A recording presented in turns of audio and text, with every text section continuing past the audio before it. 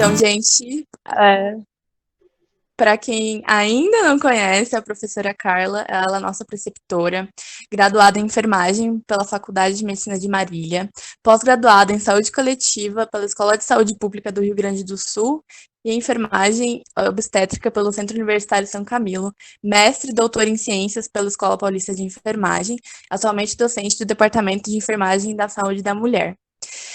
Agradecendo mais uma vez, a turma é toda sua. Bom, meninas, primeiro quero agradecer o convite de vocês, dizer que é uma alegria enorme estar aqui com vocês hoje, começando esse ano, que eu espero, estava falando, mas não todas ainda estavam presentes, que a gente possa estar mais próximas, inclusive fisicamente, né, dizer que eu estava com saudade de todas, algumas eu já tive a alegria de ver presencialmente esse ano, que foi um presente para mim também, né, a Bruna, a Júlia e a Giovana, que estão comigo em estágio, e dizer que é uma honra, né, fazer parte dessa liga com vocês e dessa noite de hoje, né? As meninas elencaram como temática que a gente possa conversar sobre os métodos farmacológicos e não farmacológicos para o aumento da produção láctea. E a Júlia tinha elencado, né, as meninas, na verdade, a diretoria tinha elencado para a gente falar sobre o banco de leite e o posto de coleta. Só que daí é muita coisa, porque são duas temáticas extensas. Então, hoje eu vou falar mais da questão da produção láctea e depois a gente tem um segundo encontro para a gente poder falar do banco de leite e do posto de coleta.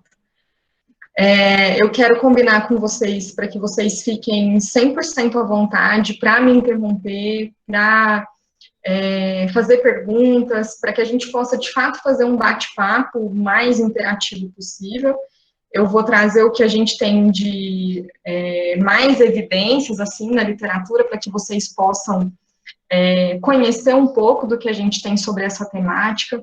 Eu sei que a gente tem alunos aqui de séries diferentes, né? Então, se eu disser alguma coisa que alguém ainda não tenha ouvido falar, ou que da maneira como eu transmita para vocês não esteja claro, eu quero que vocês perguntem. A ideia é que a gente possa construir mesmo o conhecimento aqui. Então, não fiquem envergonhadas. O quanto mais vocês perguntarem, aqui é o momento, né? De vocês perguntar, construir.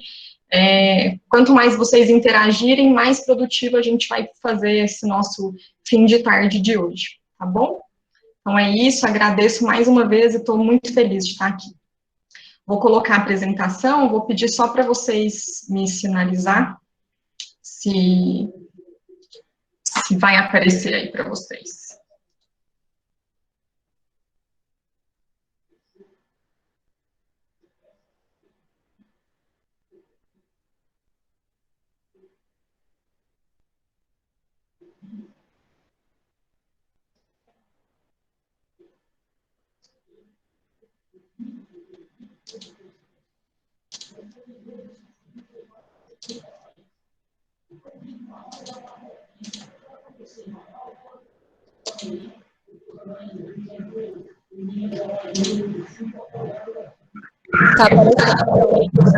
Tá certinho? Tá, sim. Perfeito. Então, hoje, a gente vai falar dos métodos farmacológicos e não farmacológicos para estímulo da produção láctea. E aí eu vou começar retomando com vocês, na verdade, retomando para quem já teve esse conteúdo, ou iniciando para quem ainda não teve. Então, para que a gente possa entender, inclusive, por que a gente tem esses insumos hoje, né, e por que a gente tem profissionais que recorrem tanto a eles, é importante que a gente entenda um pouco da fisiologia da lactação, que nada mais é do que a fisiologia da produção láctea.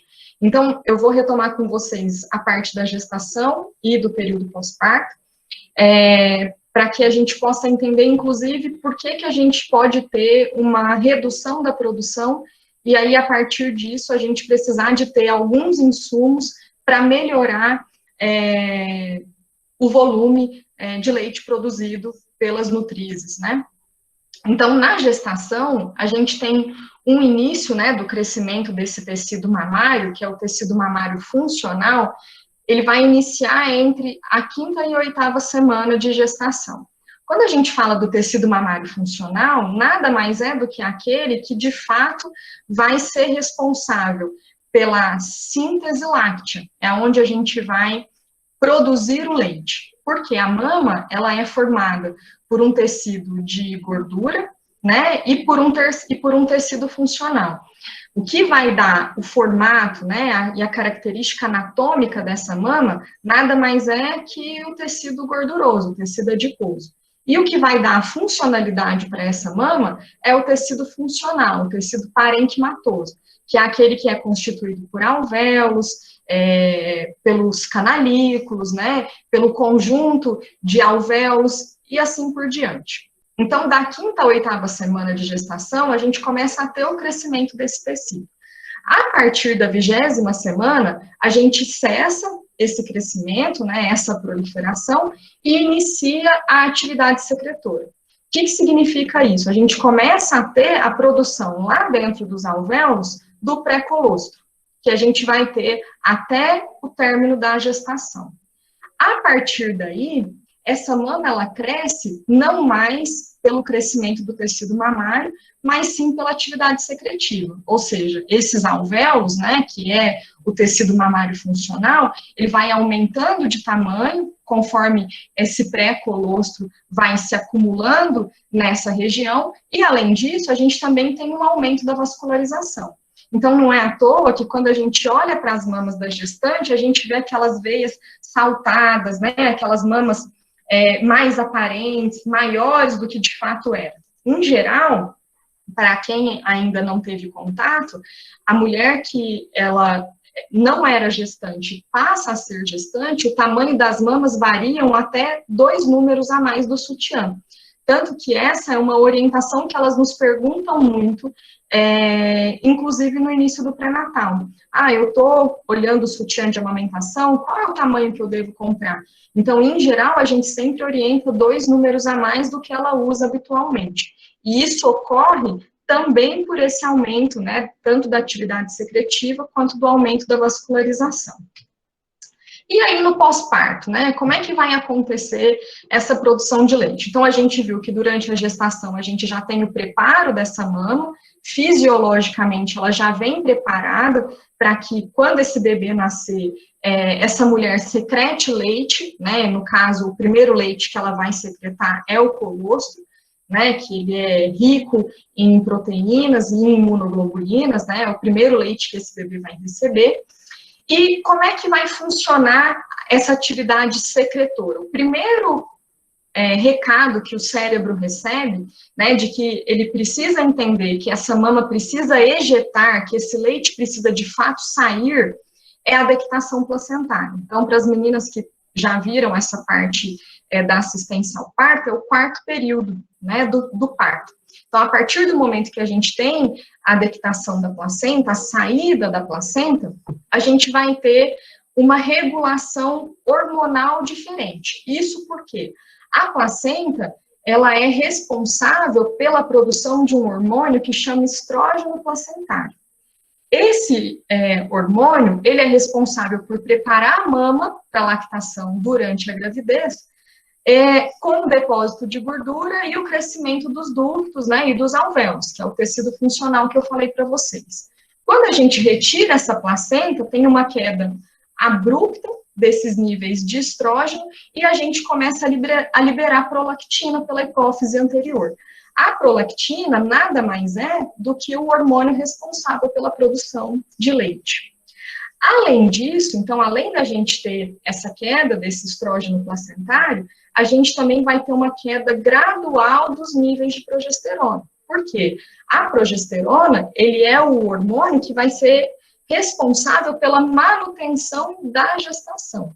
Então, tanto que vocês também, quem ainda não teve oportunidade, vai ter de discutir em algum momento, quando a mulher, por exemplo, ela tem um trabalho de parto prematuro, um dos tratamentos que ela pode ter é receber progestágeno. E esse progestágeno, em geral, ela recebe via vaginal, porque ela tem um suporte hormonal para que ela mantenha a gestação. Assim como lá no primeiro trimestre, ela tem um descolamento pequeno da placenta. A gente também dá um suporte, ou do saco, da placenta não, desculpa, do saco gestacional.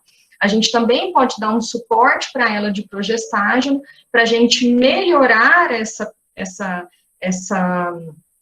conjunção, né, do útero, da junção com esse embrião, para a gente manter a tentativa dessa gestação.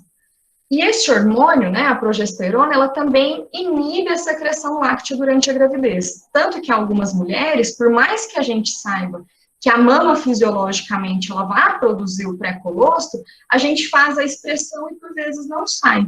Isso não quer dizer que é porque ela não produz. Isso quer dizer que a gente tem um hormônio que inibe a secreção láctea, que no caso é a progesterona. Então, isso também vai fazer, né, com que a gente tenha uma liberação de prolactina, aumentando os níveis desse hormônio no sangue e fazendo com que essa mama produza, né, que essa mama tenha esse primeiro recado, né, de que ela precisa, de fato, produzir. Além disso, né, em conjunto com essa liberação, né, e aumento de secreção da prolactina, a gente tem o contato entre a mãe e a criança, os olhares e a própria sucção do bebê, que vai fazer com que ela libere ocitocina, que nada mais é do que o hormônio do amor, que a gente diz, né, e além disso, a ocitocina, ela é responsável por contrair as células dentro da mama, que vai fazer com que esse leite caminhe dos alvéolos, que é uma estrutura que parece um cachinho de uva, para ele poder sair e ser ejetado. Então, a prolactina produz, a ocitocina vai lá, contrai, até que esse leite seja ejetado. Todo esse processo, se a gente for analisar, ele é feito de uma forma endócrina. O que significa isso? Independente do que o bebê mamar, independente do que ocorrer enquanto relação mãe-bebê, essa mama vai funcionar dessa forma, porque ela é uma produção láctea endócrina, ou seja, ela é totalmente regulada por essas alterações hormonais que eu contei para vocês agora.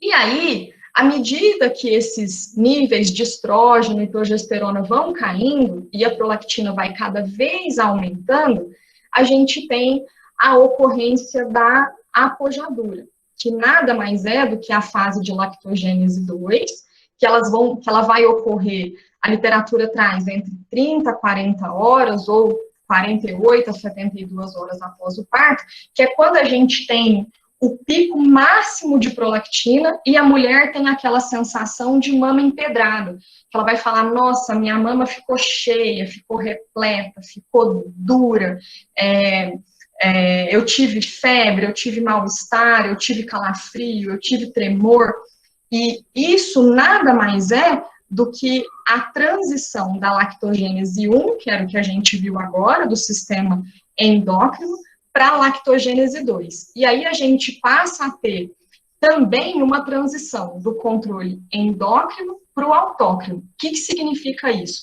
A partir deste momento, como eu falei para vocês, a gente começa a ter uma regulação hormonal.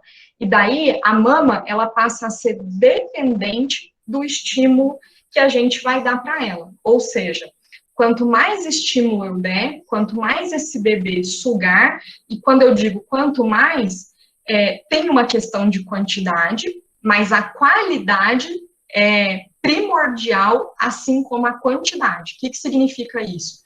Quanto mais esse bebê mamar numa frequência e regularidade com qualidade, porque tem bebês que vai lá e chupetam, ele faz o peito de chupeta. O que significa isso? Ele faz uma sucção superficial. Essa sucção superficial, ele não vai estimular essa mama como deveria.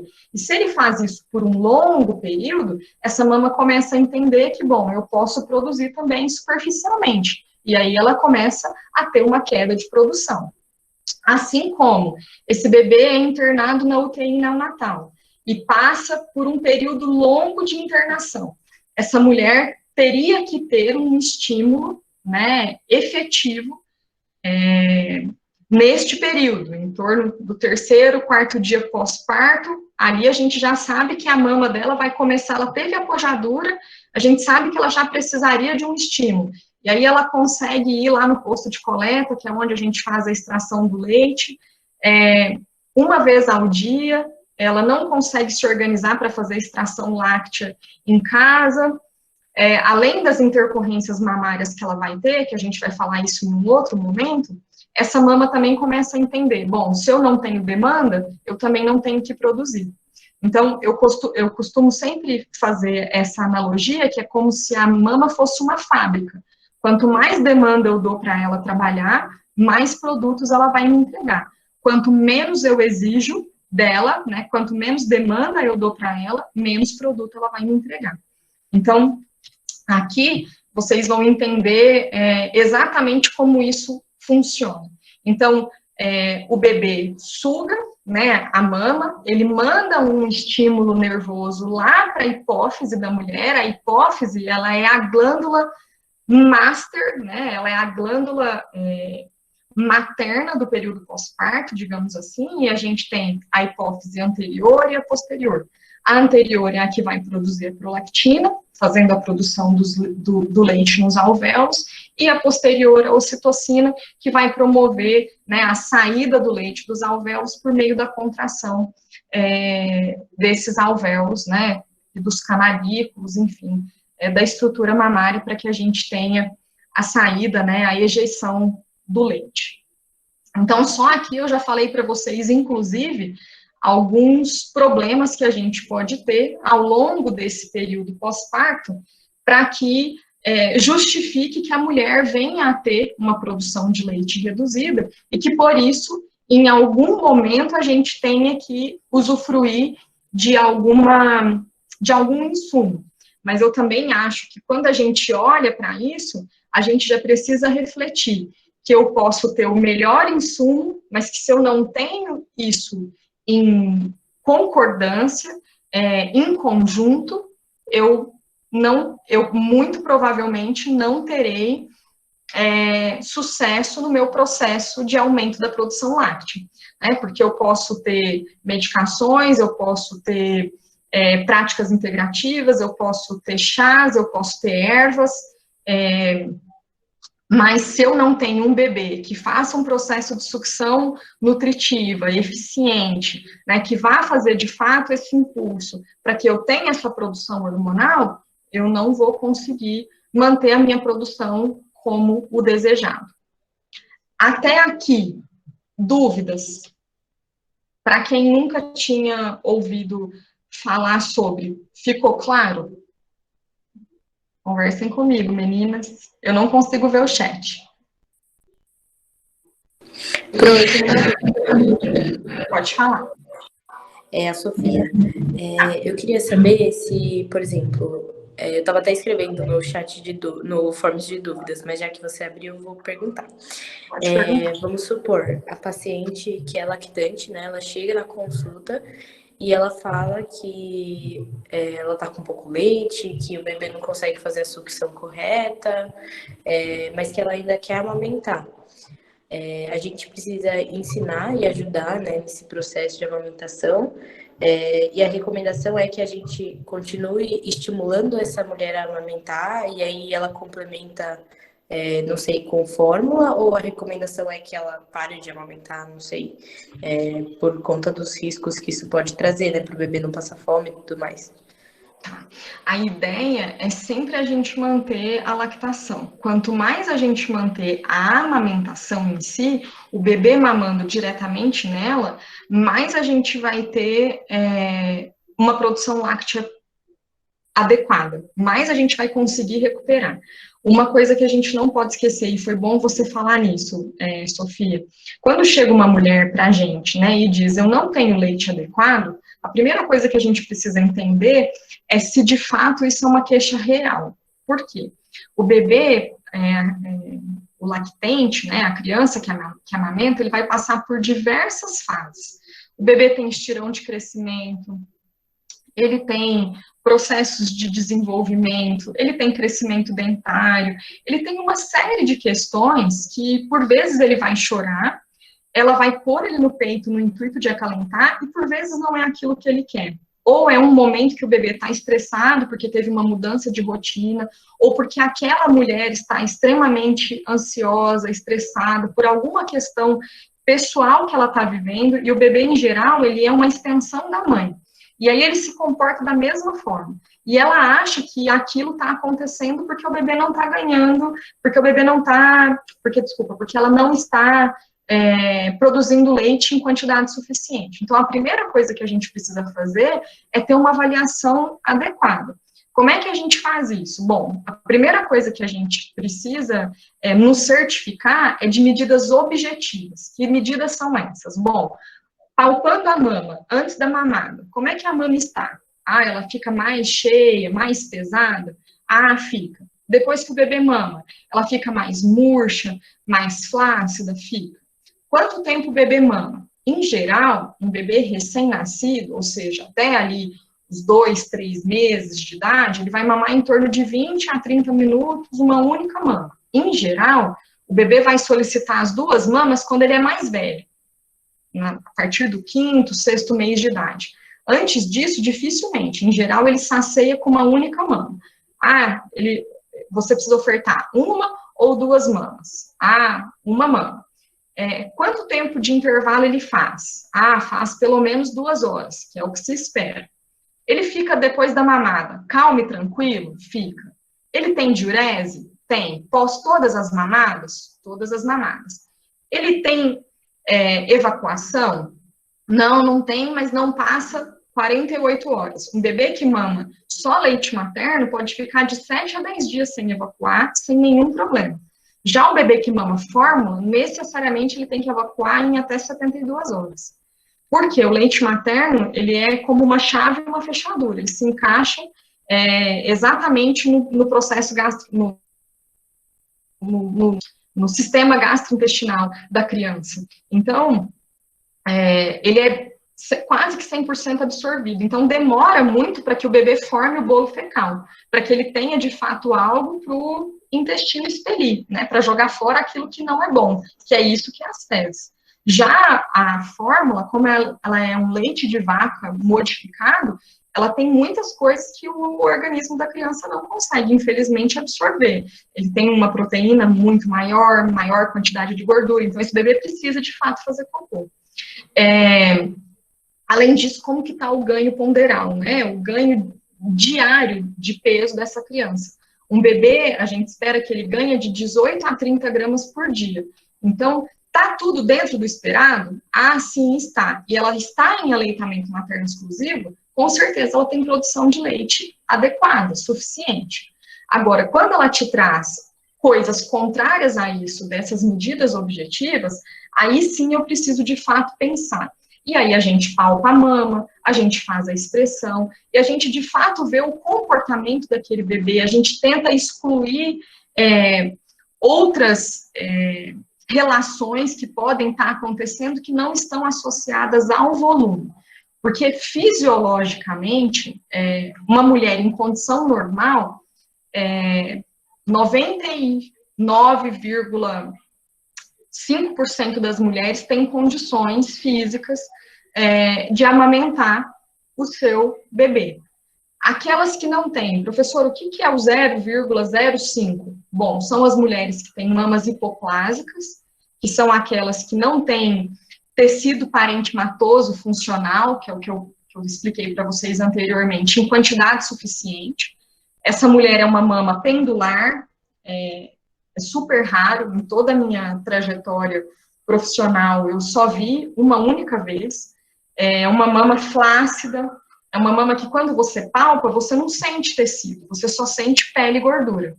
Ela é geneticamente determinada, então quando você vai conversar com essa mulher, ela vai falar para você, minha mãe não amamentou, minha irmã também não amamentou, e a gente pede um ultrassom mamário, e ali a gente tem o diagnóstico de fato que tem um tecido funcional reduzido.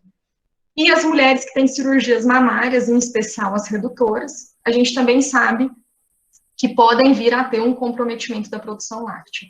Fora isso, caso o bebê estando mamando e dando o estímulo para que essa mulher, de fato, produza leite, né, para que ela tenha a produção hormonal adequada, ela tende a produzir leite de maneira adequada. O que, em geral, a maior causa, né, o fator associado, aí já entrando nesse próximo slide, em geral, o que mais a gente tem de dificuldade é quando a gente tem um bebê que tem uma dificuldade, ou uma dupla, né, que tem uma dificuldade, de fato, de manter uma mamada de qualidade. Então, é aquele bebê que é extremamente sonolento, aquela mulher que, por vezes, não deseja amamentar, mas amamenta por uma pressão social, por uma questão da família. O bebê que mama pouco, então, aquele bebê que faz aquela mamada de 5, 10 minutos, e a mulher já tira do peito e coloca chupeta, ou que faz uso de fórmula artificial, e aí ele faz sempre curtas mamadas no peito, intervalos longos entre as mamadas, então ela tem um estímulo mamário reduzido. Mulheres com maior idade materna, a gente tem alguns fatores de risco na literatura, né? Nível superior de educação, e isso porque vocês vão falar, nossa, eu pensei que fosse o contrário, mas a mulher hoje que tem um nível superior de educação, ela, em geral, ela está inserida no mercado de trabalho com uma maior facilidade. Por vezes, ela acaba privilegiando, digamos assim, a parte profissional. Então, é aquela mulher que retorna para o trabalho mais rapidamente do que aquela que tem um nível de escolaridade menor, que fica com o filho, né, por mais tempo, que por vezes não trabalha fora de casa. O diabetes gestacional, porque, em geral, o bebê tem um risco maior de fazer hipoglicemia, né, e muitas vezes, na grande maioria das vezes, esse bebê já começa a receber fórmula artificial precocemente na maternidade, né, então, isso já, essa criança e essa mulher já entra num looping, porque ela já sai da maternidade com a prescrição de fórmula artificial, e com muito medo que esse bebê faça hipoglicemia em casa. Parto cesárea, porque a cesárea, ela vai contra a fisiologia, então, ela não tem todo aquele processo, né, das contrações, da dectação da placenta natural. Então, a mulher, ela tem um atraso, digamos assim, de processamento hormonal, né, então, a gente pode ter um atraso da ocorrência da pojadura. Trabalho de parto muito prolongado, as mulheres que fazem uso de analgesia, e analgesia, pela própria paralisação que a gente tem, dos hormônios, inclusive, né, e isso acontece até em relação à evolução do trabalho de parto. Obesidade e ganho ponderal dessa mulher aumentado durante a gestação. A obesidade, ela tem uma variação hormonal muito grande e que tem a ver com uma queda de prolactina. Depressão pós-parto, e aí tem uma questão tanto hormonal também, como pela própria níveis mais graves, rejeição do bebê, uso de álcool também por uma questão de alteração hormonal, prematuridade, aqui a gente tem um preparo fisiológico do corpo, né, e uma interrupção abrupta da gestação, né, por vezes não programada, né, por vezes não, né, sempre não programada, e muitas vezes esse bebê precisa ficar na UTI neonatal, como eu dei o exemplo anteriormente para vocês. Dificuldades anatômicas, então, mamilos, né, os semiprotrusos, que são os mamilos, para quem não sabe a classificação, é um mamilo que quando a gente olha para ele, a gente não consegue ver aonde a areola termina e o mamilo começa, então é como se ele fosse uma estrutura única. Eu não consigo fazer um ângulo de 90 graus entre o mamilo e a areola. Os pseudo-invertidos e os invertidos, que são aqueles umbilicados, né, voltados para dentro, que quando eu faço a expressão saem ou não para fora, né, e aí se eles saem para fora são os pseudo-invertidos, se eles não saem são os invertidos, e a hipoplasia mamária, como eu falei para vocês. Então, aqui, se vocês falarem, professor, então quer dizer que todo mundo que tem mamilo semiprotruso, pseudo-invertido e invertido não consegue amamentar? Não. Pelo contrário, a maioria das pessoas consegue amamentar, mas as dificuldades nessa população é maior. Então, se elas não recebem uma assistência adequada, por vezes elas têm mais risco, por exemplo, de ter uma lesão mamilar. A lesão, ela é associada à dor, e essa mulher, ela tende a adiar as mamadas ou pular as mamadas pela dor. E aí ela deixa de estimular a mama. E aí é o que eu falei para vocês, ela deixa de estimular, a produção tende a diminuir, né? E as dificuldades no manejo. Então, o bebê que tem uma sucção débil, né? Tem bebês que nascem com uma hipotonia muscular facial e ele suga de forma fraca, né? Ele tenta fazer, mas ele não consegue. E aí a gente tem exercícios que a gente pode fazer, por vezes a gente precisa encaminhar para a fono, para que ele tenha exercícios mais específicos, né, para que a gente melhore essa pressão. E como eu tinha falado para vocês anteriormente, a frequência e a duração dessas mamadas. Em relação à frequência, a gente fala muito da questão da livre demanda. E, de fato, é o que é o preconizado. Mas a gente não pode esquecer de que a livre demanda, ela serve tanto para alimentar quanto para acalentar.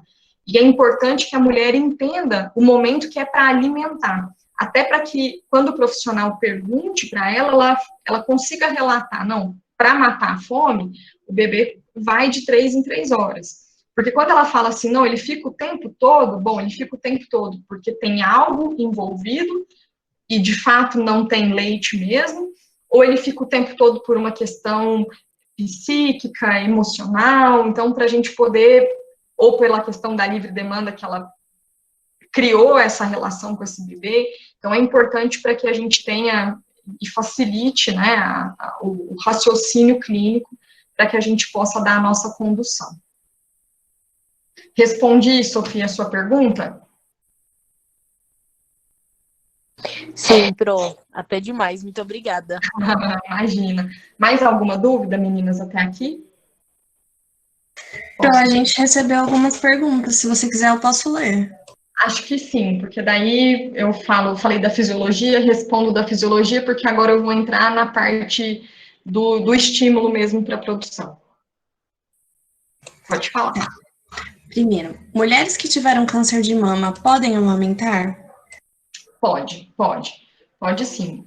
Se ela tiver feito uma mastectomia, né, uma retirada da mama, e ela ainda tiver a estrutura da areola e do mamilo, ela amamenta nessa mama. Agora, se ela tiver feito uma mastectomia total, ela vai amamentar na outra mama. Mas não tem contraindicação. Tem contraindicação se ela tiver em tratamento, recebendo quimioterápico. Aí tem contraindicação porque não é compatível com a amamentação. A grande maior parte deles, digamos assim, 98% dos quimioterápicos.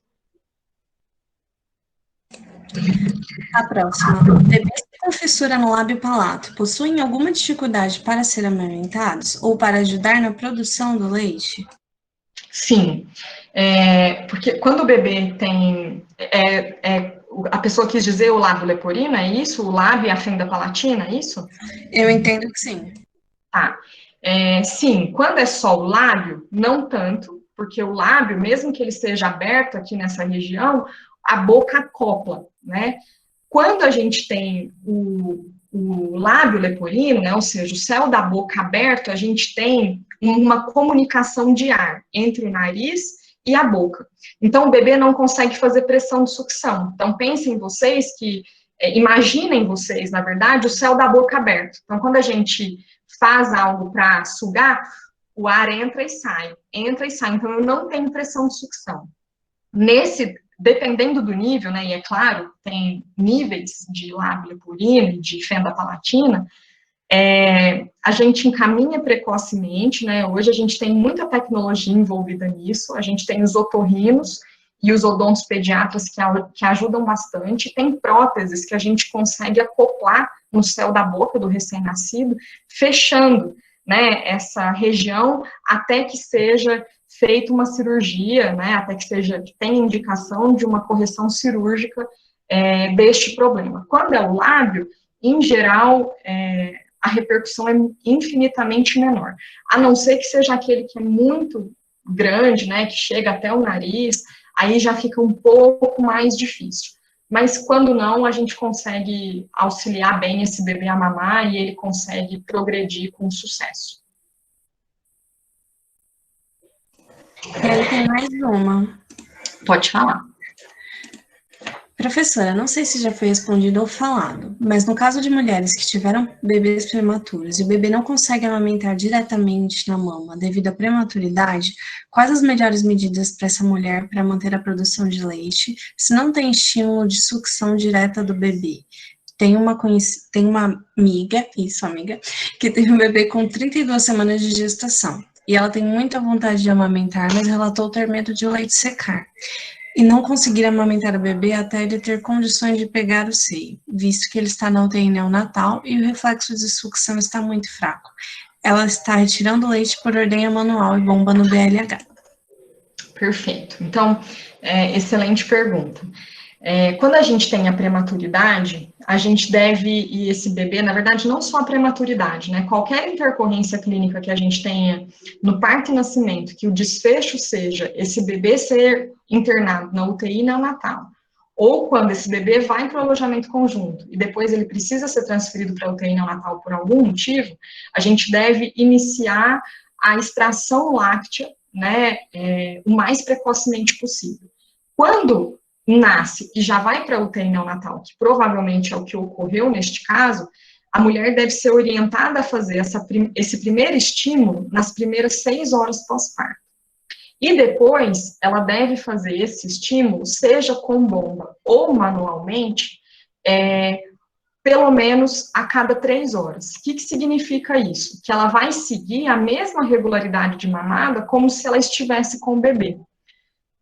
Quando a gente fala da extração manual e da extração com bomba, quando a gente pensa nas bombas elétricas, em especial nas bombas elétricas de qualidade, que nós temos muitas hoje no mercado, que se assemelham, inclusive, àquelas que tem no banco de leite, ela é o melhor insumo. A gente hoje, em especial aqui em São Paulo, nós temos locais que locam essas bombas, que entregam em casa, que tem o maior suporte desse tipo de serviço.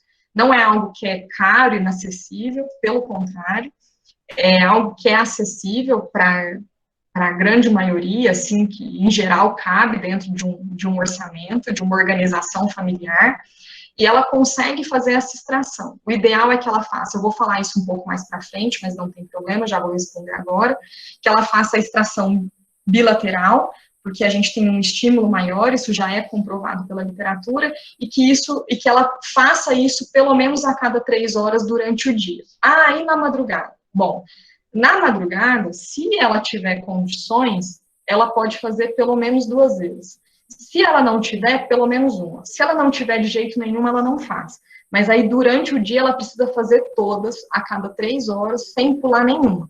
Por quê? O estímulo da bomba elétrica, ela não é igual e de uma bomba elétrica de qualidade, porque tem bombas elétricas que são muito ruins.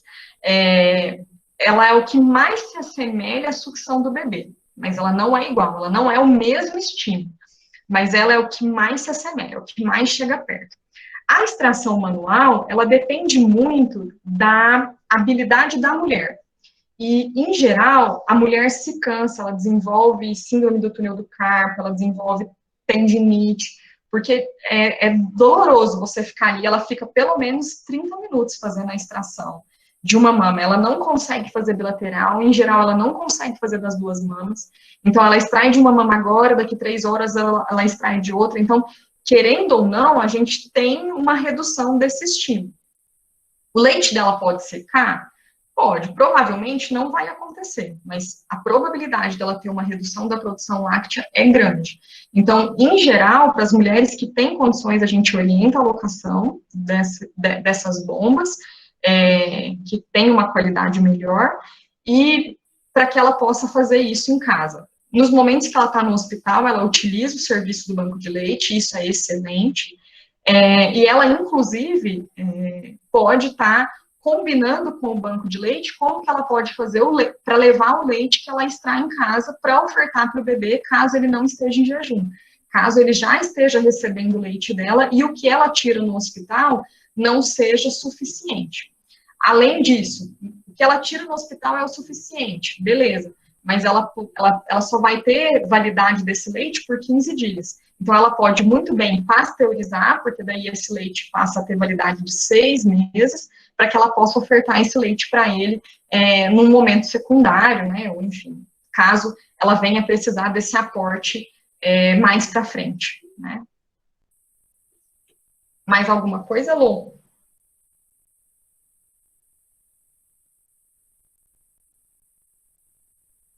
Vocês estão me ouvindo? Sim, pronto.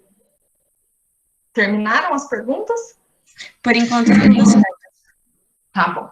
Então, vamos continuar. Então, agora a gente vai falar, a gente tendo falado, então, do mecanismo, né, da fisiologia da produção láctea e dos fatores que estão associados a essa redução, né, que podem estar associados a essa redução da produção, a gente pensa que, bom, se eu tenho essa condição, o que eu posso lançar mão?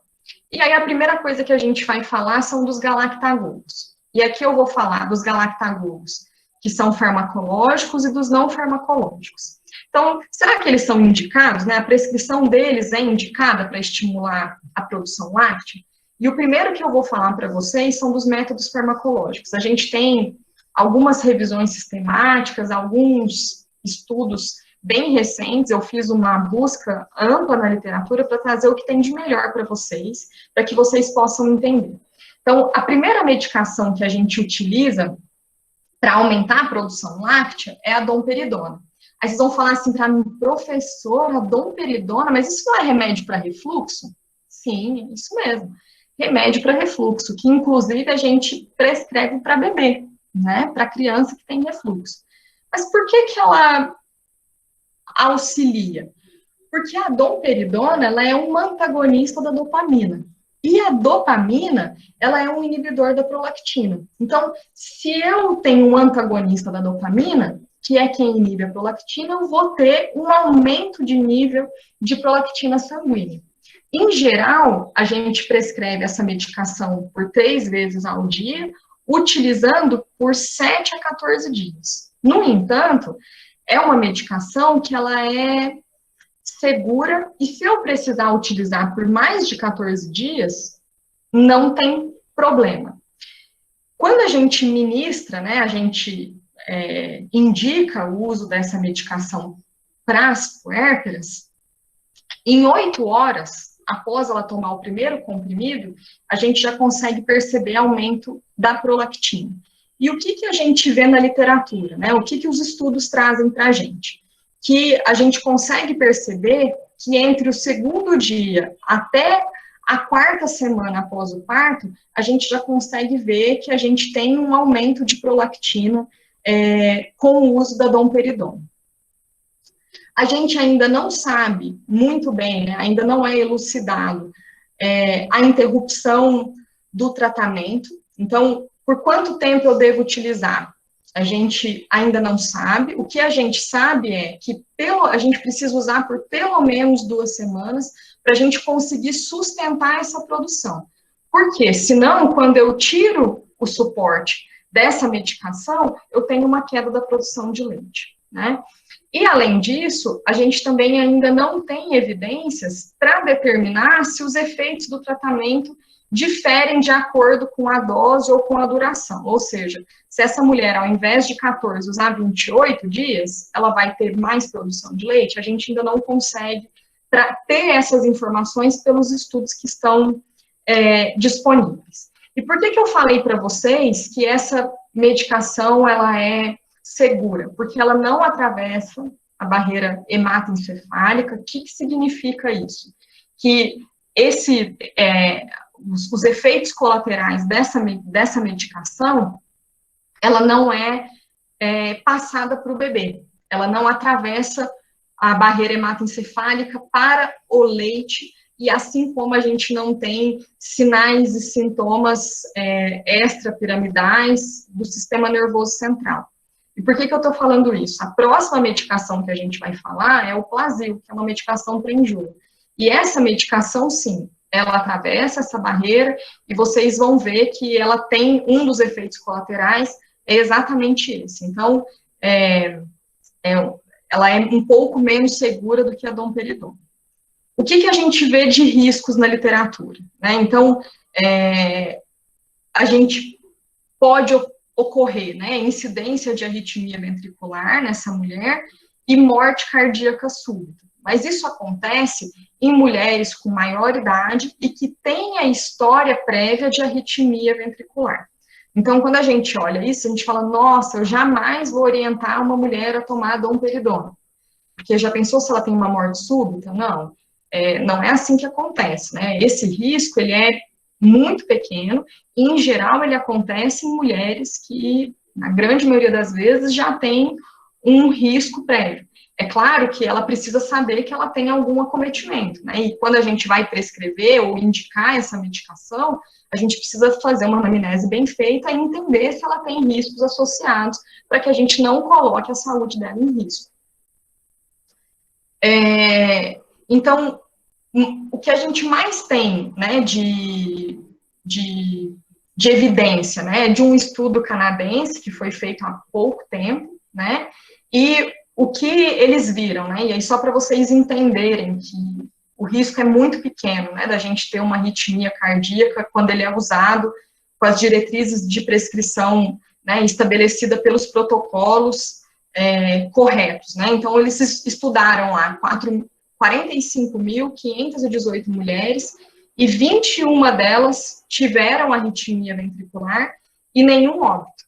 Então, a incidência, de fato, é muito pequena, né? Então, quando a gente olha para isso, a gente percebe que, mesmo tendo esse efeito colateral, ela é uma medicação segura. O que a gente precisa ter cuidado, né? Que quando essa mulher faz uso da domperidona, concomitantemente com inibidores moderados ou fortes do citocromo P450, 3A4, que é medicações como, por exemplo, o cetoconazol, a gente pode aumentar as concentrações da domperidona nos níveis sanguíneos e, por esse motivo, a gente ter um risco de prolongamento lá da onda QT da parte cardíaca. Então, por isso que quando a gente vai orientar, a gente precisa, além de saber da história prévia dela, saber quais são os medicamentos que ela está utilizando. E dizer para ela que, olha, qualquer medicação que você for utilizar, enquanto você estiver utilizando a domperidona, você precisa me comunicar enquanto profissional de saúde. Porque daí a gente vai olhar qual é a interação medicamentosa para que a gente possa saber se é seguro ou não. E uma outra coisa que é importante vocês saberem, que apesar de ser uma medicação segura, extremamente utilizada aqui no Brasil, sendo a nossa primeira droga de escolha aqui no nosso país, nos Estados Unidos ela não é recomendada, e na Europa ela é recomendada com cautela, apesar de todas essas evidências que eu estou apresentando para vocês. Então, é algo que a gente, de fato, precisa ter clareza e ter conhecimento, avaliar, de fato, a necessidade, para que, quando a gente for indicar, a gente fazer isso da melhor maneira possível. A gente consegue fazer isso de maneira segura, sim, ela nos auxilia em algumas circunstâncias, sim, mas a gente precisa ter essas informações. E o que acontece é que a maior parte dos profissionais não tem. E aí, por vezes, sim, a gente pode colocar algumas mulheres em risco. Então, por isso que eu trouxe mais detalhado para vocês, né? Acho que esse é o papel da Liga, trazer coisas que vocês não vão ter na graduação. E que, por vezes, vocês podem se formar e se deparar com essas situações num primeiro emprego e não ter essas informações, né? E aí, a segunda medicação de escolha, como eu falei para vocês, é a metoclopramida, que nada mais é que o Plasil, né? O nome comercial, que é a medicação que a gente usa lá para náusea, enjoo, vômito. A prescrição dela também é 3 vezes ao dia, por 7 a 14 dias. Ela aumenta a produção láctea em torno de 66% a 100%. Ela demora um pouco mais para agir, então, enquanto lá a domperidona agia nas primeiras 8 horas, a gente já tinha aumento de prolactina, aqui a gente precisa ter pelo menos 2 a 5 dias de doses diárias para que a gente comece a ver um efeito. E o que a gente também sabe pelos estudos é que se a gente retira abruptamente, a gente tem uma queda significativa da produção. Ou seja, é uma medicação que eu preciso fazer um certo desmame, porque se eu retiro, eu posso retornar à estaca zero de como eu comecei. Então, é uma medicação que eu preciso ter um pouco mais de cautela. Enquanto efeito colateral, essa medicação, como eu falei para vocês, ela atravessa a barreira hematoencefálica, então ela vai ter lá manifestações extrapiramidais. O que significa isso? São manifestações do sistema nervoso central. Então, essa mulher tem sensação de agitação, sedação, ela fica muito sonolenta, e essa medicação, ela passa para o bebê. E na grande maioria das vezes, esse bebê também fica sonolento, por vezes ele pode apresentar até déficit de sucção, de tão sedadão que ele fica lá, ele pode ficar irritado, e além disso, ele pode apresentar desconforto abdominal. Então, pensem bem vocês, que se eu estou dizendo que eu preciso aumentar aporte de prolactina, ok, que é o que essas medicações fazem, porque assim como a domperidona, ela também é um antagonista da dopamina.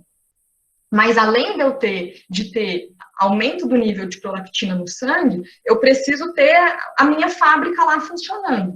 Mas para a minha fábrica, que é a mama, funcionar, eu preciso do estímulo. O estímulo é a mamada, é a extração mecânica do leite, que nada mais é do que a sucção do bebê. Se eu tenho uma mãe sonolenta e um bebê sonolento, como é que eu vou ter isso funcionando?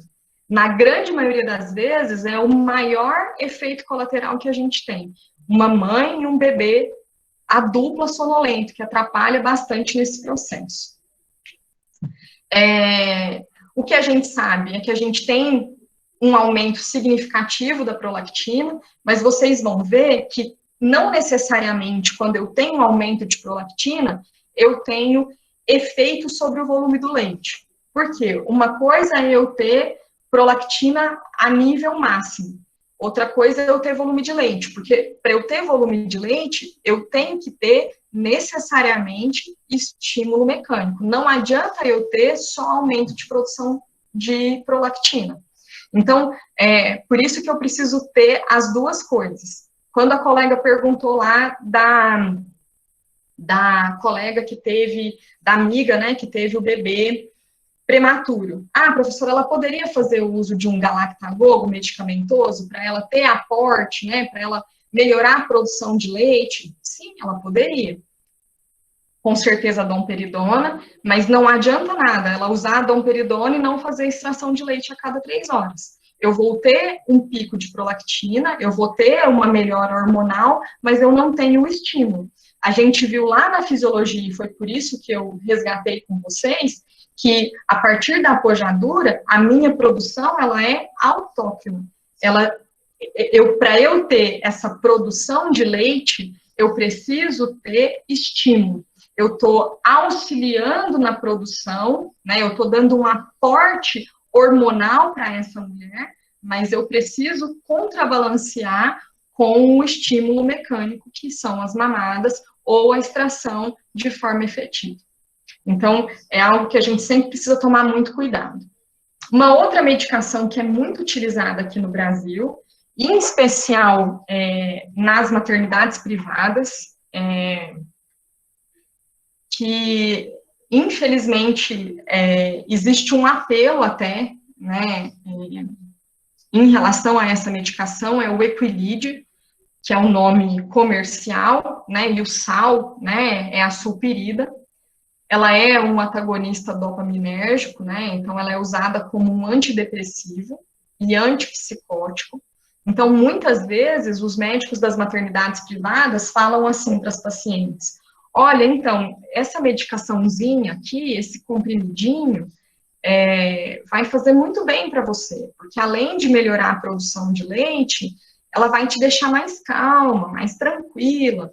E a gente sabe que a mulher precisa passar pelas alterações emocionais do pós-parto. É saudável que ela vivencie isso, mas que ela tenha suporte medicamentoso caso ela venha apresentar alguma alteração psíquica que requeira uma intervenção medicamentosa, né? Então, infelizmente, é algo que a gente ainda vê, apesar da gente já ter algumas intervenções legais em relação a isso, que hoje a gente tem, né, a Anvisa, e recentemente, isso foi em 2019, né, para vocês terem uma ideia, mas até então ela era largamente utilizada.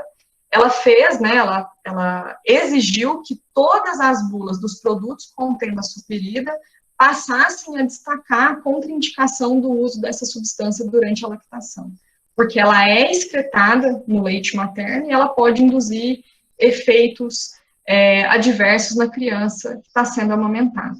Então, apesar da gente saber que existiu há anos atrás, porque tem um estudo só que relata a eficácia, né, de aumento da prolactina com esse tipo de medicação, a gente sabe que ela não é segura, né, ela é excretada no leite materno em quantidades acima do valor aceito, né, que é de 10% da dose ajustada ao peso da lactante. Então, é algo que, de fato, pode vir a trazer eventos adversos para essa criança.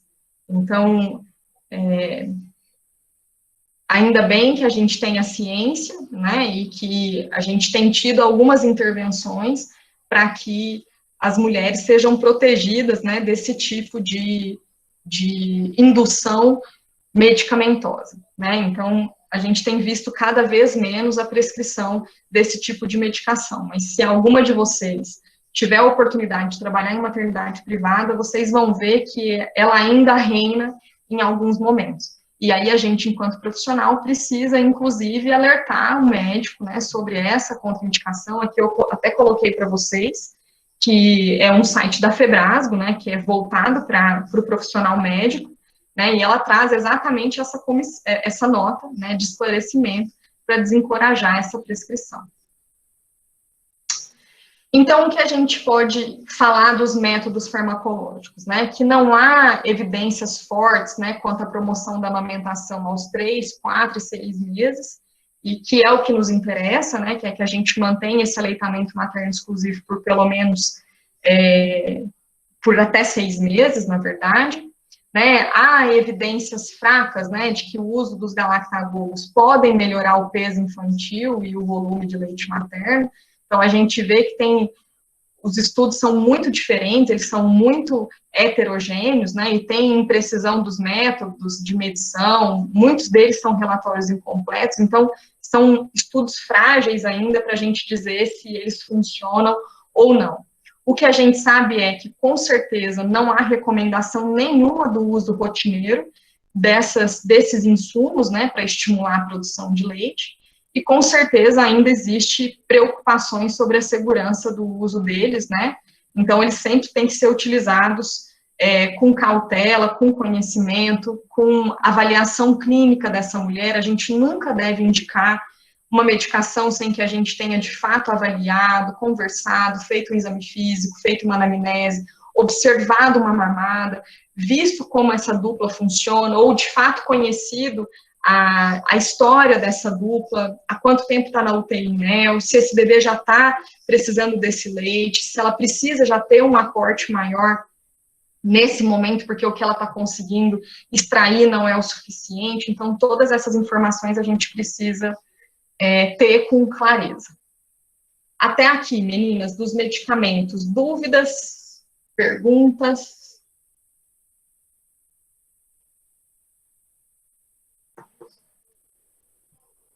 Nenhuma? Vocês estão me ouvindo?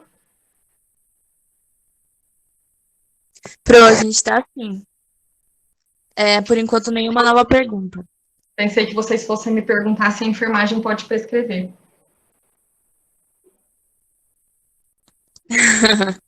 Uma ótima pergunta. É uma ótima pergunta. Então, a enfermagem pode prescrever se fizer parte de um protocolo institucional.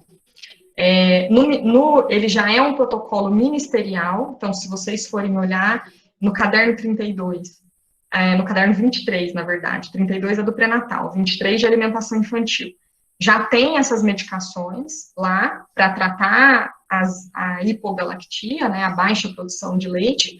Se esse protocolo for institucionalizado, sim, o enfermeiro pode prescrever, exceto o Equilide, porque ele é uma medicação controlada de receita especial e até porque ele também não tem indicação, né? Mas mesmo quando ele ainda não tinha essa contraindicação, a gente não poderia prescrever. Mas a metoclopramida, que é o Plasil, e a domperidona, sim, a gente, estando protocolado, a gente pode prescrever, tá? E aí agora eu vou trazer para vocês alguns fitoterápicos e ervas, né? O que a gente tem na literatura, e algumas mulheres acabam utilizando aqui no Brasil, muitas delas mandam manipular, algumas compram até de sites que trazem produtos de fora para cá, por quê? Esse tipo de insumo é muito mais comum nos Estados Unidos do que aqui. Mas esse conhecimento tem sido cada vez mais disseminado, porque a gente acha que, bom, por ser algo que é natural, mal não vai fazer, né? O brasileiro tem um pouco essa concepção, se é fitoterápico, se é homeopático, se é erva, eu vou consumir e não vai me fazer mal, porque, afinal de contas, é natural. E, na verdade, a gente vai ver que não é bem assim. E isso tem sido cada vez mais disseminado. Então, o que a gente tem hoje na literatura, e que as mulheres, por vezes, nos perguntam, é a silimarina, o feno-grego, o gengibre e a moringa oleífera. Em geral, todos eles são feitos em cápsulas, né? As mulheres conseguem aqui no Brasil todas essas medicações, tanto em farmácias de manipulação, quanto em ultrafarma, farmácias de medicações naturais, são insumos fáceis de se encontrar aqui. Então, o que a gente sabe, né? Qual que é a recomendação? A gente se baseia muito aqui no Brasil, porque a gente não tem um protocolo brasileiro sobre o uso desses insumos. Então, a gente segue um protocolo, que é esse que está projetado aí na tela para vocês. Se vocês quiserem depois, eu posso compartilhar, mas ele é todo em inglês, mas depois vocês sinalizam no grupo que eu encaminho ele na íntegra. Ele é um protocolo clínico de 2018 dos Estados Unidos. E então, a gente se baseia nele para a nossa prática clínica. Então, o que ele traz em relação a isso? Então, que há pouca ou nenhuma evidência científica, tanto da eficácia quanto da segurança desses insumos, né? Os mecanismos de ação, para a maioria deles, são 100% desconhecidos. Os estudos que a gente tem, né, sobre esses fitoterápicos e essas ervas são todos de baixa qualidade. A gente não tem, por exemplo, estudos clínicos, como a gente tem com as medicações. E o efeito placebo, né, da mulher estar tomando alguma coisa, pode ser uma razão para a gente ter uma experiência generalizada de eficácia, das mulheres relatarem eficácia. Muitos desses estudos que trazem a análise de fitoterápicos e ervas são qualitativos, então que trazem a representação, o significado da mulher, a percepção da mulher em relação a, e não medidas objetivas, como a gente tem nos métodos farmacológicos. Não, eu consigo de fato comprovar que tem aumento de prolactina, eu sei o dia que aumenta a prolactina, eu doso no sangue, ou eu doso na saliva, eu consigo saber. Aqui não, a gente tem mais algo menos objetivo, científico, talvez. Não que o qualitativo não seja, mas o qualitativo traz mais a percepção do que os métodos objetivos de avaliação. Então, é necessário um cuidado para o uso dessas preparações, né, porque a gente não tem uma dosagem padronizada. Alguns estudos trazem possíveis contaminantes nessas manipulações desse tipo de insumo. Eles têm potencial efeitos alergênicos, né? Tem um estudo que ele traz um relato de reação alérgica materna grave ao feno grego, que a mulher desenvolve um edema de glote pelo uso dele, que eles conseguem comprovar que é por isso, e ela vai, né, é um estudo de caso, um relato de caso, na verdade, ela vai para a emergência e quase vai a óbito pelo uso do feno grego. A gente não conhece as interações medicamentosas, né, então ela pode usar utilizando isso com qualquer outra coisa. Além disso, vários dos efeitos adversos das ervas, né, tanto para a puérpera quanto para o bebê, estão relacionados ao processo de coagulação. Então, o que eles viram é que mulheres que utilizavam esse tipo de medicação por um período, eles tinham níveis sanguíneos aumentados de varfarina, de heparina, de outros anticoagulantes. E, além disso, outros afetavam a resistência à insulina e à glicose no sangue. Então, pensa como é uma mulher que tem diabetes utilizar algo que a gente entende que é natural, que é fitoterápico, que é erva, que não nos faz mal, porque é essa concepção que a maior parte, como eu falei para vocês, de nós, da população brasileira, entende, e de repente, bom, não é bem assim. Tem efeito, sim, que na maioria das vezes a gente desconhece eles, e esses efeitos adversos, eles foram relatados nesses estudos que estão disponíveis. Então, a gente já sabe que sim, que eles podem acontecer, e que por isso a gente tem que ter cuidado também para indicar. Aqui na nossa prática clínica, eu vou falar para vocês que não é algo que a gente tem o costume de fazer, não pelo menos no serviço vinculado à Unifesp. A gente, em geral, não usufrui disso, em especial porque a gente não tem tanto conhecimento, nem tanto domínio, exatamente pela falta de estudos, né? Então, a gente não se sente seguro o suficiente para estar fazendo esse tipo de indicação. Uma outra forma, né, que algumas pessoas indicam, e popularmente vocês devem já ter ouvido falar, é que a mulher que amamenta, ela deve aumentar o uso de água, né, ela deve tomar ainda mais líquidos do que ela já toma. E a gente faz essa orientação, na verdade, de uma forma não muito científica, né, e a gente tem uma revisão da Cochrane, né, que saiu de 2014, e que ela traz apenas um pequeno ensaio clínico, né, que ele é quase randomizado. O que significa isso?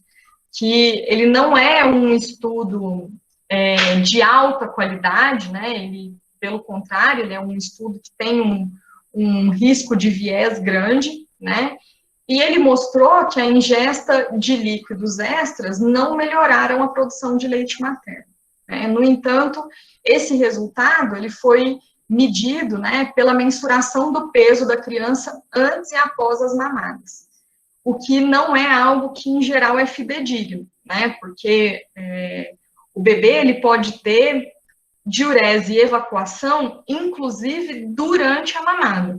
Então, se eu peso o bebê antes e peso o bebê depois, eu não tenho uma mensuração fidedigna para dizer, olha, de fato, a gente teve...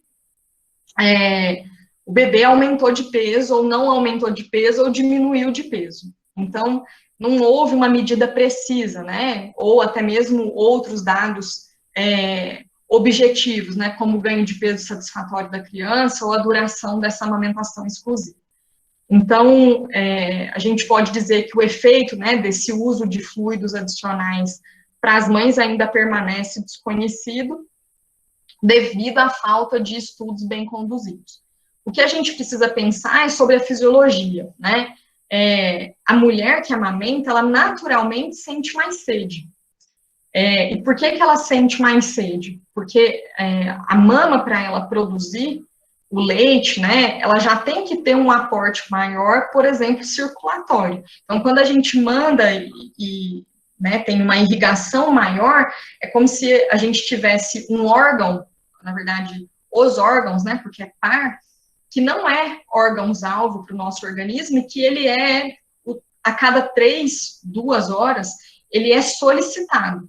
Então, além da gente mandar suprimento para os nossos órgãos-alvo a todo instante, naquele momento a gente também tem que suprir as mamas, né? Então, é algo que a mulher, por si só, ela já vai solicitar mais água. O que vocês mais vão ver é a mulher que amamenta tomando água durante a amamentação. Ela vai sentir mais sede. Então, a gente deve obedecer a necessidade do corpo dessa mulher, que já vai, por si só, solicitar. Eu já vi profissionais indicando que a mulher tem que tomar 5 litros de água por dia. Isso, de fato, não tem evidência, né? Por vezes a mulher se estressa por isso, ela fica ali, ela coloca no aplicativo e ela fica extremamente dependente disso e até mesmo se culpando. Não consegui beber água agora, por isso que a mamada não foi boa. Então, a gente precisa esclarecer, né, sobre essa questão e dizer que o corpo dela próprio vai pedir. O que ela não deve fazer é deixar de tomar.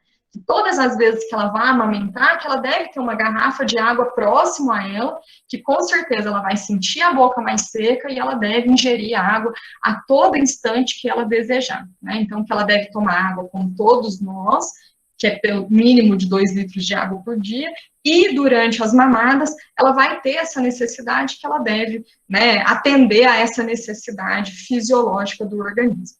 Então, acaba até hoje, né, até que outros estudos saiam e consigam comprovar, na prática clínica a gente não consegue ver aumento, né, se a gente falar para a mulher, olha, ao invés de 2, passa a tomar 3 litros de água, a gente não vê aumento da produção de leite, mas pode ser que em algum momento a gente consiga comprovar isso cientificamente, mas até lá isso permanece sendo um mito, né, de que a mulher precisa ter um incremento de ingesta hídrica para aumentar a produção de leite. Os chás, né, a gente aqui no Brasil tem o famoso chá da mamãe, né, aqui eu trouxe para vocês uma imagem, né, de um chá da Veleda. A Veleda é uma indústria reconhecidíssima, não sei se é de todas vocês, mas ela faz a manipulação de medicamentos, digamos assim, naturais, né, como florais, e um dos produtos é o chá misto da mamãe, né, e o apelo do Agosto Dourado foi: chá misto da mamãe apresenta as dores e amores da amamentação. Então, o que a gente sabe é que o que tem na literatura, né, que o estudo mais recente é esse de 2018, que não houve diferença estatística, né, entre os grupos, ou seja, quem toma o chá e quem não toma, inclusive era esse chá, porque essa formulação, ela é uma formulação importada, não tem diferença, a mulher não tem um aumento de prolactina, nem do volume de leite para essa criança. Além disso, como eu falei para vocês, ela tem um aporte maior de ingesta hídrica, então, como é desconhecido, a gente não sabe se isso tem uma certa interferência ou não. E, além disso, pensem vocês que o chá ele não tem um preparo, uma concentração ideal, né? A mulher vai lá, ela faz no copo, ela faz na xícara de chá, a outra faz mais concentrado, a outra faz mais aguado, a outra põe um monte de saquinhos, né, numa garrafa térmica e vai tomando durante o dia. Então, isso é algo que é muito difícil da gente entender. Além disso, né, esse chá, ele tem um dos componentes dele, é a camomila e a erva doce, que são ervas que já têm um certo histórico no que se refere à redução dos níveis de estresse e ansiedade. Então, a gente também não sabe se isso traz alguma repercussão positiva para essa mulher, se é um efeito placebo, né, que só dela ter tomado, ela se sente mais tranquila e por isso ela tem uma redução dessas taxas de ansiedade, enfim, de estresse, por isso ela começa a ter um efeito positivo, né, mas a gente sabe que não tem evidência científica de que a gente possa, de fato, orientar. É um chá caro, não é barato, muitas mulheres fazem uso, até que não tem condição financeira, porque ouviu dizer, porque alguém falou, e por vezes se tornam reféns de algo que não vai trazer de fato um benefício no que se refere à produção láctea. Né? Então a gente também tem que ter uma certa clareza. Quando a mulher vem para a gente, isso é importante de compartilhar com vocês, e ela já vem dizendo que ela toma e que ela percebeu melhora, a gente não deve, assim, como é que eu vou dizer para vocês? Falar para ela assim, mas então para de tomar, porque isso não é bom. A gente traz a informação adequada, olha, que bacana, né, que você está tomando, mas olha só, hoje a gente sabe que, assim, pelo que a gente tem de estudos, não necessariamente é isso que está fazendo o leite aumentar. Então, se em algum momento você não quiser mais comprar, pode ficar tranquilo. O que está fazendo você produzir leite é a qualidade da mamada do bebê, né? O chá pode trazer conforto para você, porque ele tem inúmeros componentes, né? Mas não é ele de fato que está trazendo. Então, fique tranquila, se em algum momento você, né, não tiver ele em casa, enfim, até para que ela não crie uma relação de dependência. Mas a gente também não deve chegar de uma forma abrupta e desencorajar por desencorajar o que ela está fazendo. A gente sempre valoriza o que ela traz, mas trazendo para ela o que tem na literatura, né, daquilo que a gente tem de conhecimento. Em relação a alimentos, né? Muitas pessoas perguntam isso. Aqui no Brasil, a gente tem muito a questão dos derivados do milho. Elas falam muito isso, né? Posso comer canjica? Posso pedir para minha mãe fazer canjica? A gente não vê na prática clínica melhora de fato. Eu não desencorajo o uso, até porque muitas das vezes isso tem uma questão do afeto. Elas trazem para a gente no ambulatório, minha mãe fez a canjica do milho, e aí a gente valoriza, porque isso é uma demonstração de cuidado, de carinho, que por vezes isso no puerpério tem muito mais efeito do que qualquer outra coisa, é uma maneira dela se sentir cuidada, mas a gente não encoraja, no sentido dela trazer uma queixa de hipogalactia, a gente de fato identificar e dizer assim, vamos tratar com derivados do milho. Né, isso não, porque a gente não tem evidências, né? São pouquíssimos os estudos, e assim como o que a gente vem discutindo, exceto as medicações, são poucos estudos e também de baixa qualidade. Então, a gente não encoraja, mas a gente também não critica, digamos assim, né? Então, o que a gente tem na literatura sobre os alimentos? A gente tem, na Tailândia, um estudo um pouco mais robusto, né, que analisou flor de banana, manjericão de limão, manjericão tailandês, cabaça, que não é iabóbora, não, é de abóbora, e aumento do consumo de proteína e leite. E na população tailandesa, elas verificaram um aumento da produção de leite. E além disso, aqui no Brasil, as mulheres também falam da cerveja preta, em especial. Posso tomar cerveja preta? Porque eu sei que cerveja preta aumenta a produção. Então, o que a gente sabe é que o lúpulo, que é um ingrediente que tem na cerveja, ele pode, na verdade, agir aumentando a prolactina. No entanto, o álcool pode agir reduzindo a produção de leite. Isso é o que mostra os estudos. Quando elas perguntam da cerveja preta, o que a gente fala para elas é que se elas encontrarem uma cerveja preta sem álcool, que elas podem estar fazendo uso sem nenhum problema. Quando é com álcool, a gente sabe que o álcool pode reduzir os níveis de prolactina no leite, e além disso, dependendo da quantidade, ele pode chegar até o bebê, né? Ele é algo que pode ter prejuízos, inclusive, para o bebê. Então, em geral, a gente não incentiva o uso de bebidas alcoólicas, nem durante a gestação, nem durante a amamentação, né? Então, quando é algo que elas consigam adquirir, né, o produto zero álcool, a gente, pode, mas também não é algo que a gente vai tratar uma hipogalactia como, é que nem o derivado do milho, a mesma história. Mas minha mãe comprou, posso tomar? É zero álcool? Pode, não tem contraindicação, olha, pode ser que você não veja grandes melhoras, mas algumas mulheres relatam que melhora, então tudo bem, não tem problema, pode tomar, só a gente desencoraja o uso do álcool para que a gente não tenha nenhum prejuízo, nem para a questão da redução da prolactina, quanto para o bebê. Até aqui tudo bem, meninas? Sim, não, talvez? Tudo certo, professora. Tá bom. Uma outra medicação que a gente tem é a ocitocina spray. Não sei se vocês já ouviram falar. Ela é uma medicação que precisa ficar na geladeira. Assim como o Equilid, ela é muito prescrita também nas maternidades privadas. No SUS a gente não encontra esse tipo de insumo.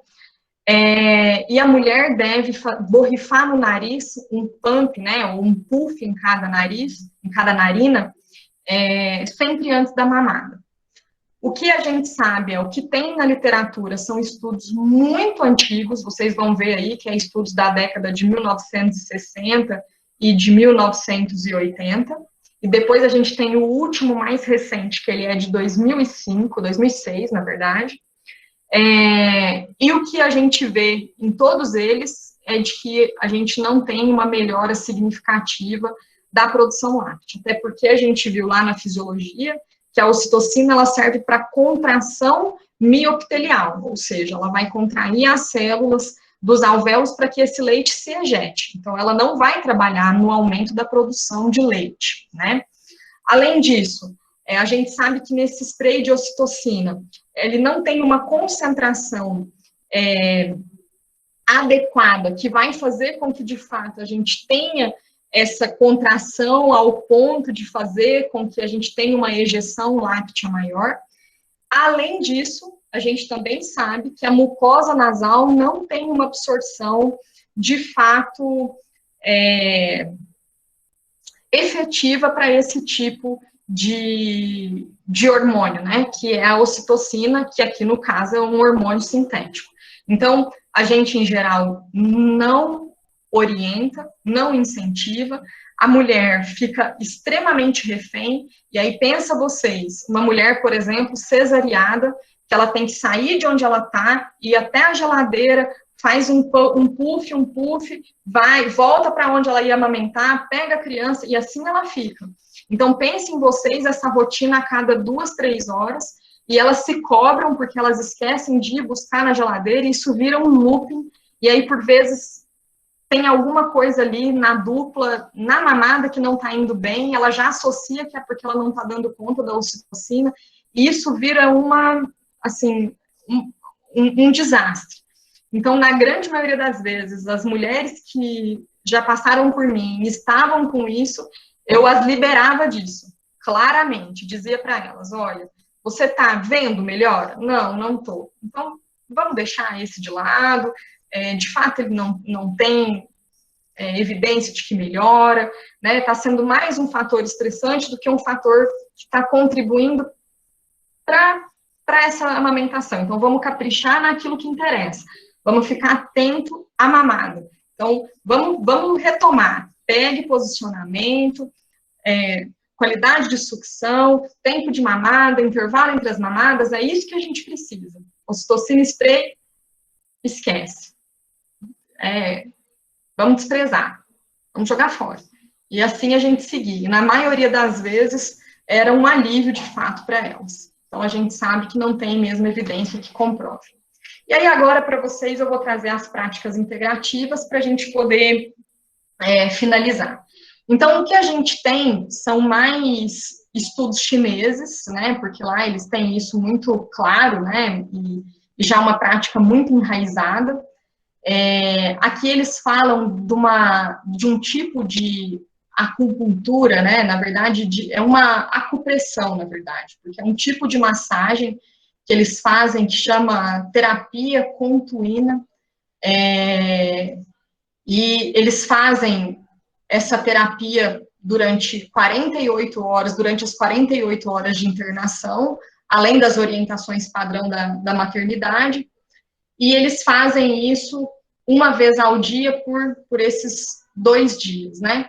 E eles conseguem aumentar a produção de leite em até 10 a 13 vezes no 3º e 4º dia pós-parto, né? E, além disso, eles ainda conseguem mensurar, eles fazem uma mensuração com a fita métrica, e eles conseguem dizer que aumenta as mamas e os níveis de prolactina, né, além de reduzir o aumento da temperatura das mamas. Então, esse tipo de massagem que eles fazem lá, eles conseguem reduzir os sinais e sintomas da apojadura, mas, em contrapartida, aumentar a vascularização, reduzindo a temperatura. Então, é algo que, assim, eu até brinquei com as residentes quando eu trouxe essa temática para elas, que eu falei, a gente precisa ir lá para aprender como é que se faz isso, né? Porque é algo que tem um resultado bem expressivo, né? Uma terapêutica num intervalo de tempo muito pequeno, né? E que se mostrou extremamente eficaz. Mas, infelizmente, não é algo que a gente faz aqui no Brasil. Aqui é um relato de experiência de auriculoterapia, né? Então, o que elas fazem, o que esse relato traz é que as mulheres, em geral, têm um relaxamento, né, muito grande. Então, que essas mulheres tiveram um processo facilitado da amamentação, mas elas não trazem, de fato, o aumento da prolactina, o aumento do volume lácteo, mas elas falam que auxiliou na descida do leite, ou seja, na ocorrência da apojadura nas mulheres que foram submetidas à auriculoterapia. Mas, se vocês olharem, é um estudo com uma população muito pequena, né, de 9 mulheres, então, por isso que, inclusive, é um relato de experiência, né, mas é algo que, com certeza, a gente deve explorar mais, e que já se mostrou, nessa pequena população, efetivo, né, então a gente teria que testar numa população maior, ter medidas mais objetivas, né, para a gente saber se, de fato, a gente poderia ter esse tipo de prática integrado no nosso sistema de saúde para esse tipo de população. Aqui, um outro estudo que fala da pressão auricular, e também é um estudo chinês, né, e aqui elas falam que elas tiveram aumento de secreção de volume de leite, o bebê diminuiu o uso de complemento e teve ainda um aumento de prolactina, né? Então, elas falam que as mulheres foram tratadas com essa pressão auricular e ainda são mulheres pós-cesarianas, né? Com apenas 5 dias, e teve também um evento, né? Assim, um resultado efetivo, né? No grupo que passou por essa intervenção. Então, mais uma prática, né, que é bem já sedimentada lá, e que a gente também vê como promissora, né. Então, pensem, a gente tem aumento de secreção do leite, diminuir o uso de complemento, e ainda ter aumento de prolactina. Poxa, em 5 dias, a gente viu lá que as medicações, a gente tem que usar por pelo menos 2 semanas, né, então, e ainda assim é um medicamento que tem efeito colateral, que a gente precisa estar sempre tendo uma vigilância, e aqui a gente sabe que, na grande maioria das vezes, são práticas que não têm efeitos colaterais nem contraindicações, né, então, quanto seria importante a gente estar mais aptos, né, a desenvolver esse tipo de prática. Aqui a auriculoterapia. Então, elas encontraram também é um estudo chinês, um aumento de volume da produção em até 51,9%, ocorrência mais precoce da pojadura e também aumento dos níveis de prolactina. Não tem nenhum estudo chinês que não mostra aumento de que os efeitos sejam negativos, digamos assim, que os resultados não sejam positivos. Aqui é um estudo chinês também super recente, né, do ano passado, que ela faz eletroacupuntura e ela vê, esse estudo é bárbaro, eu achei assim que é algo que a gente precisa de fato se apropriar um pouco mais disso, porque além do volume do leite, elas conseguiram identificar a melhora na composição nutritiva do leite materno. Então, essa prática melhorou a caloria e a densidade do leite. Quando a gente for falar de banco de leite, eu vou trazer um pouco mais do que a caloria e a densidade, mas para vocês terem uma ideia, é o valor calórico nutricional e o valor de gordura do leite, né? Então, é tudo que a gente quer. Então, pensa, a gente ainda ter um bebê, por exemplo, que tem dificuldade de ganho de peso, ou um bebê prematuro, né, ou um bebê que está internado ainda na UTI, que está internado só para ganhar peso, quanto a gente não ganharia tendo essas práticas, né, nas nossas ações diárias. Aqui é sobre a musicoterapia, é um estudo de 2012, elas também conseguiram identificar aumento da produção láctea, com aumento do teor de gordura do leite, nos primeiros 6 dias do estudo. Então, é algo também que a gente precisa ter mais estudos para a gente saber se de fato isso é real e se for também é uma intervenção simples, né, e que a gente com certeza teria condições de realizar. Então, as práticas integrativas e complementares, qual que seria a recomendação? Então, são poucos estudos, né, em sua maioria de baixa qualidade. Os estudos, como eu falei para vocês, a maioria são chineses, né, onde essas práticas já são bem sedimentadas e conhecidas, e a gente precisa conhecer os efeitos adversos para ter essa indicação, conhecer bem essas práticas, né, saber onde essas mulheres podem encontrar esse tipo de terapia, né, para que a gente possa realizar a indicação com segurança.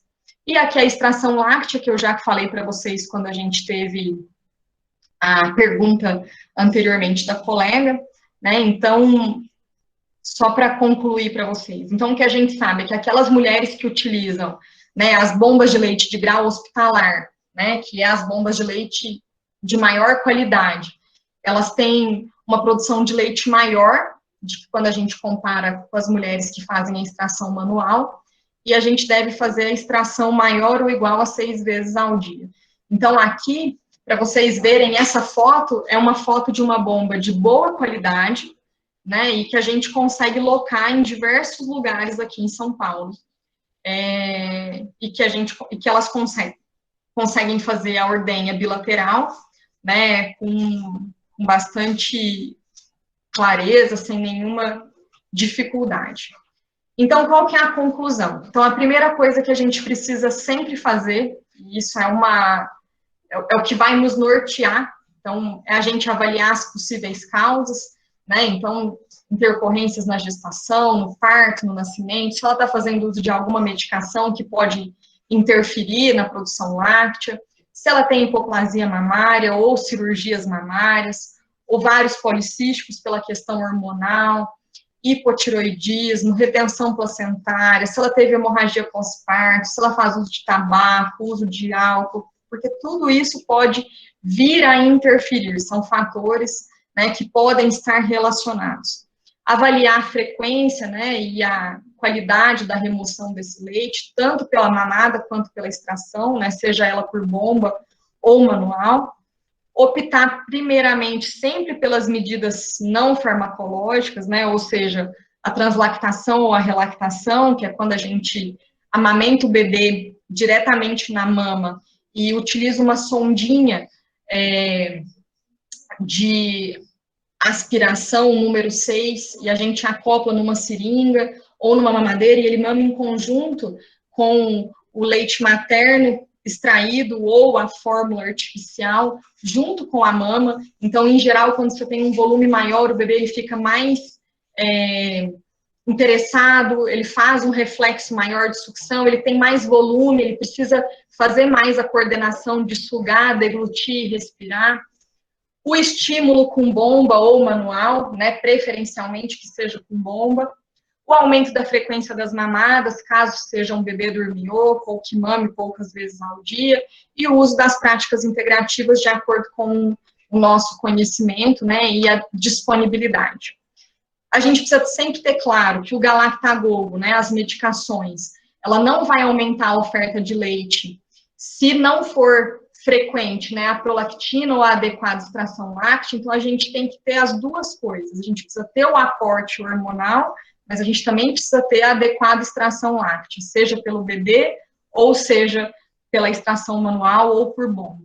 Né? E caso haja necessidade da prescrição medicamentosa, a gente vai precisar avaliar os riscos, né? Tanto dos benefícios, quanto os eventos adversos que a gente possa vir a ter, sempre investigar as condições de saúde dessa mulher, o uso de medicações, sempre não esquecer, né, que a nossa primeira medicação de escolha é a domperidona, atentar para qualquer efeito colateral e, caso ele venha a acontecer, suspender, né, e fornecer sempre os cuidados contínuos para essa mulher, sempre manter o contato com ela.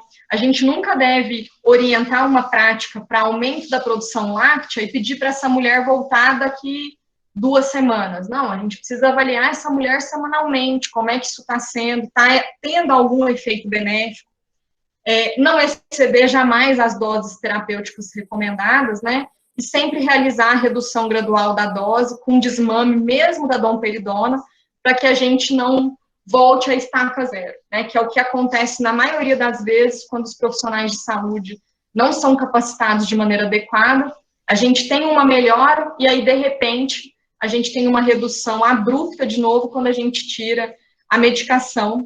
E aí essa mulher fica frustrada, ela já teve uma dedicação exaustiva, né? Porque a gente sempre vai dizer para ela, além da medicação, a gente vai caprichar na mamada, no tempo, né? Nos intervalos, na qualidade, vamos observar a pega, vamos observar o posicionamento seu, da criança.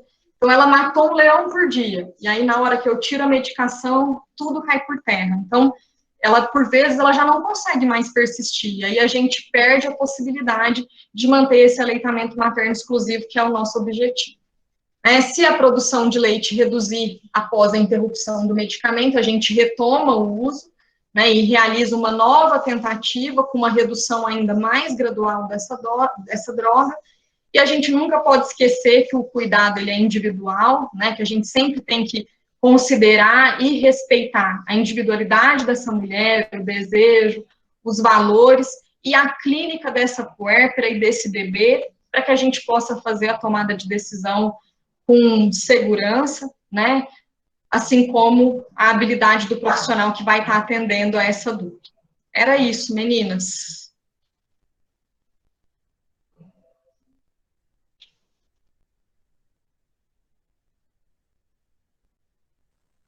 Oi, Fran. Olá.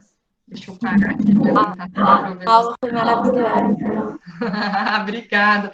É muita coisa, né, Ju? Viu como não dava para falar do banco? Não dá, é muita coisa, gente. E quando vocês começarem estágio do 2º ano, vocês vão ver como é. Lembrar de tudo, mas vocês vão ficar muito preparadas, tá? Que eu ter tido uma liga de saúde da mulher no meu 2º ano. E eu tentei ter o cuidado, eu sei que foi longo, eu já sabia que ia ser mesmo, mas eu tentei ter o cuidado de trazer alguns termos e alguns conhecimentos prévios que eu acredito que elas não tiveram ainda, né? E aí eu acho que se eu fosse direto ao ponto, elas não iriam entender. Então, a gente ter esse equilíbrio quando a gente tem alunos de diversos anos é mais difícil, né? Então, por isso que a gente acaba estendendo um pouco mais. Mas eu espero que tenha sido produtivo para vocês, que tenha sido claro e que eu tenha contribuído de alguma forma. Ai, foi ótimo. Eu acho que a gente começou o ano É direito, direito, direito. Uma aula maravilhosa. E literalmente eu fiquei prestando bastante atenção nos termos, mas foi tudo assim, muito tranquilo. Quem tivesse tido aula, nenhuma aula dá para compreender perfeitamente. Ah, que bom. Essa era a intenção. Fico feliz.